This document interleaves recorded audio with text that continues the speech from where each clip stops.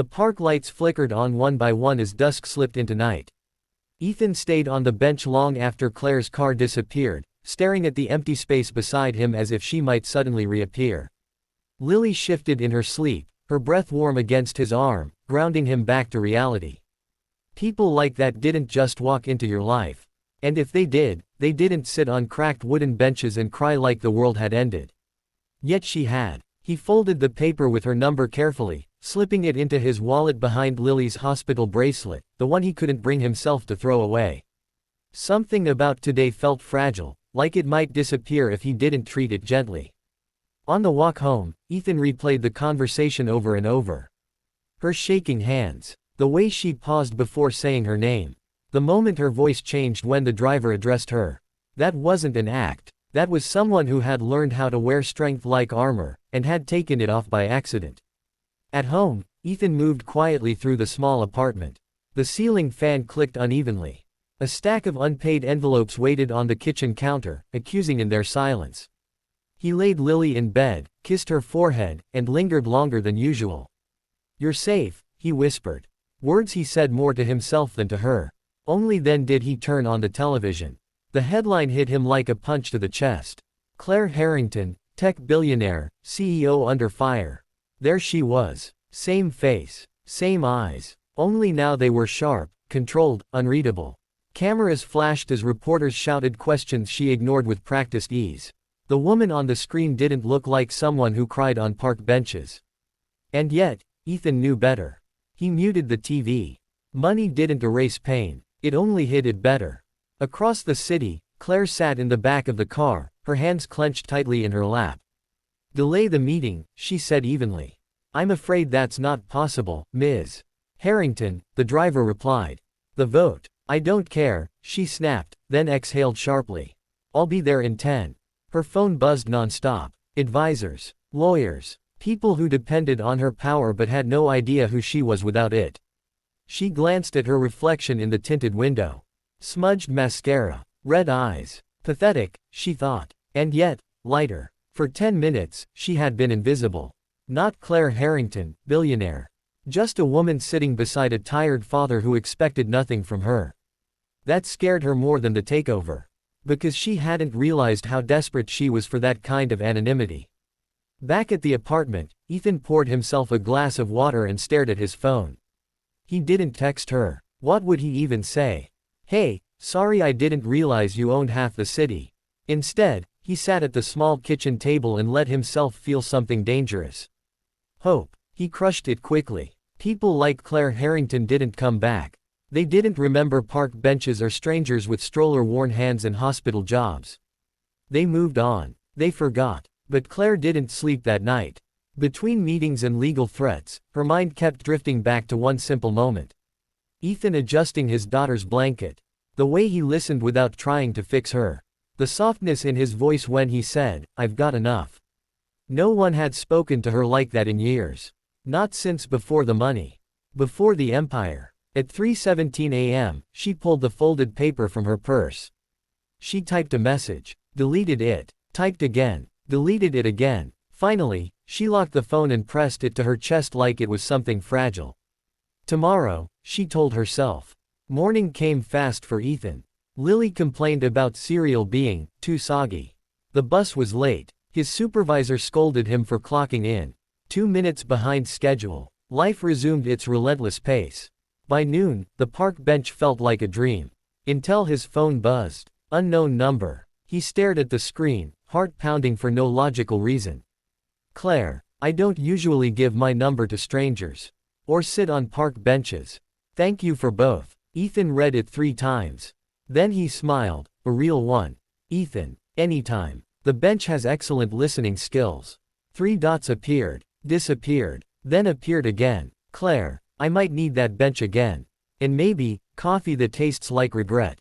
Ethan leaned back against the hospital wall, suddenly aware of how loud his heart was beating. "Ethan, I know a place that serves regret with extra sugar." There was a pause. Longer this time. Then, "Claire, I'd like that." Miles away, Claire Harrington closed her phone and let out a shaky breath. For the first time since everything began unraveling, she wasn't thinking about hostile takeovers or board votes. She was thinking about a single dad with tired eyes, who had no idea how much power he'd just been handed. Ethan knew the cafe was too nice the moment he stepped inside. Not luxury nice, but polished. Warm lighting, clean wood tables, soft music that made you sit up straighter without knowing why. He adjusted Lily on his hip, suddenly aware of his scuffed shoes and the frayed edge of his jacket. Claire stood as soon as she saw him. Not billionaire Claire from the news.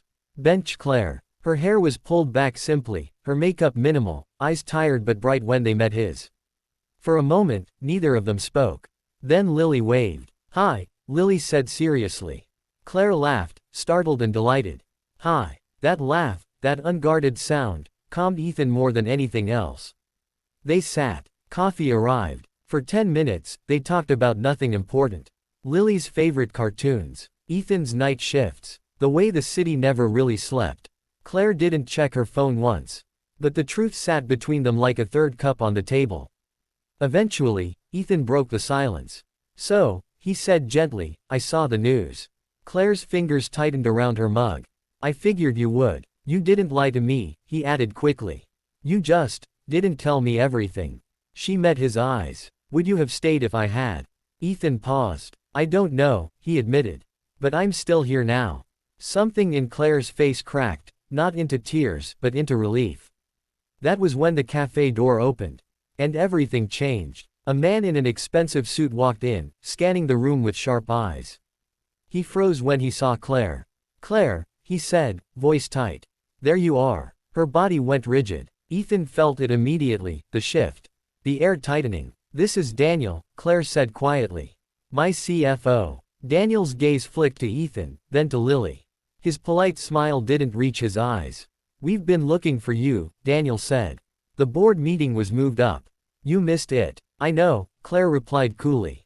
"That was intentional." Daniel leaned closer. "This isn't the time for distractions."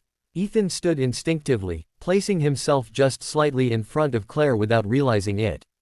"She's busy," Ethan said evenly. "You can come back later."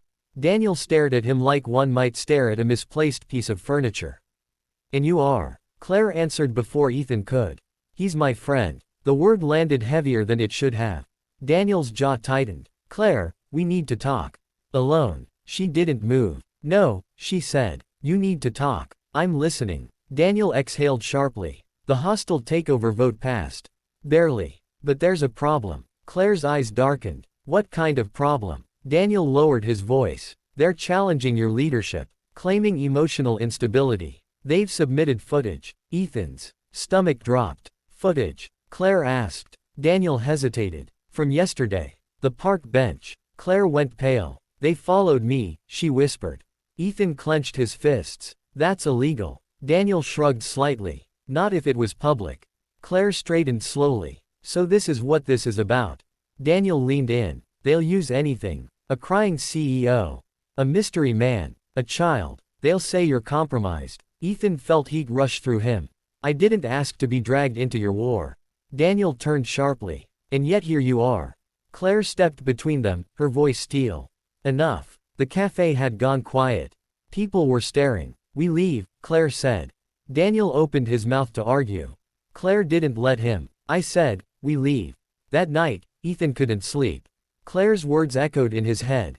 "They'll say you're compromised." He sat at the edge of Lily's bed, watching her breathe, guilt twisting in his chest. He couldn't afford this kind of trouble. And yet, walking away felt worse. His phone buzzed. "Claire, I'm sorry. I never wanted this to touch you." Ethan stared at the screen.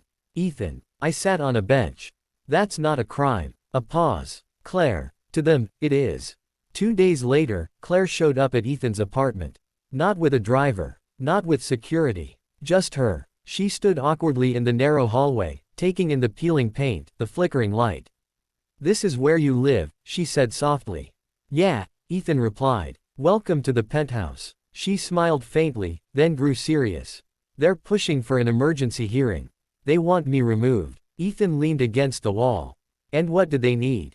"Proof," she said. "That I'm still me. That I'm grounded. Stable." He laughed bitterly. "And you think I'm that?" "I think," she said carefully, "that you see me as a person. Not a headline." Silence stretched. Then Ethan said something that surprised even him. If they come after you, they'll come after me. Claire nodded. Yes. And my daughter. Her voice dropped. I know. He looked at Lily's drawing taped to the fridge. Then back at Claire. So if I do this, he said quietly, there's no turning back. Claire met his gaze, eyes shining with something dangerously close to hope. I won't let them hurt you, she said. I promise. Ethan shook his head. People with power always say that. Then he took a breath.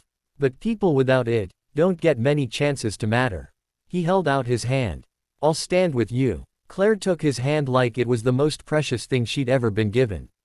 The courtroom was packed. Media everywhere. Cameras flashing. Claire sat straight, composed, unreadable. Ethan sat beside her, heart pounding, Lily absent but present in every thought.